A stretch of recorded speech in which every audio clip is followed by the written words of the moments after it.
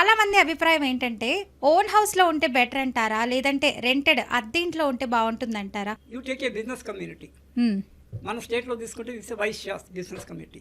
All India తీసుకుంటే మార్బడీస్. ఒక 20 లక్షలు పెట్టి ఇల్లు కొనాలనుకోండి, మీరు బ్యాంక్ లోన్ పక్కన పెట్టండి, ఒక ₹1,00,00,000 పెట్టి ఇల్లు కొనాలి.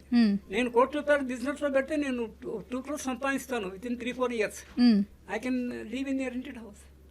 అది వాళ్ళ దృక్పథం. అది ఒక 10 years వరకు బ్యాక్ కూడా పర్టికులర్లీ మాట్లాడి బిజినెస్ మెన్ వాళ్ళ యాన్సిస్టర్స్ హోమ్స్ ఉంటే ఉండుగాక వాళ్ళంతలో వాళ్ళ సొంత డబ్బులు they never invested in buying A home.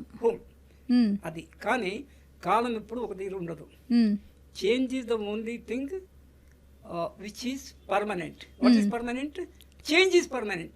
అంటే ఏది స్టేబుల్గా ఉండదు, మారుతుంటుంది.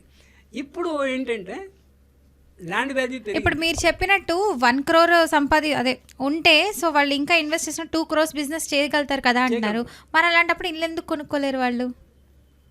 ఆడప్పుడు కూడా ఇంట్లోనే పెడతారు. ఎందుకు అలాగా పెట్టడము? సో ఓన్ హౌస్ ఉంటుంది కదా. అంటే నేను ఎక్కడ ఇన్వెస్ట్ చేస్తాను? బిజినెస్ లో ఇన్వెస్ట్ చేస్తానా, ఇంటి మీద ఇన్వెస్ట్ చేస్తానంటే నాకు business I am acquainted with it. So ultimately గా చెప్పే పాయింట్ ఏంటంటే it all depends upon the person, his profession. మీకు ఆల్రెడీ ఇల్లు ఉందనుకోండి, మళ్ళీ ఇల్లు కొనుక్కోవడం దేనికి? So many things are there. అసలే ఇల్లు లేదనుకోండి, wife will be pestering the husband. కనీసం ఒక సొంత ఇల్లు అన్నది చూడయ్యా.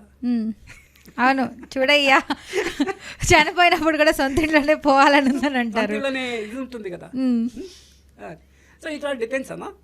అంటే we have to the individual way to analyse. కొంతకాలం ఆ కాన్సెప్ట్ ఉంటుంది బిజినెస్ వాడు.